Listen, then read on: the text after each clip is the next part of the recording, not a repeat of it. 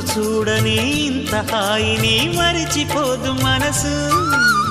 ఒదిగి ఉండి నీ వాకిటిలో బదులు కోరి నే నిలుచున్నా. దారి తెలియని చీకటిలో వెలుగు చూసి కాదంటానా. ఊరించి ఇది ఏ మాసం?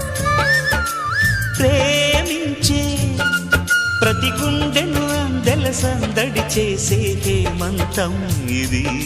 మన సొంతం అయినది.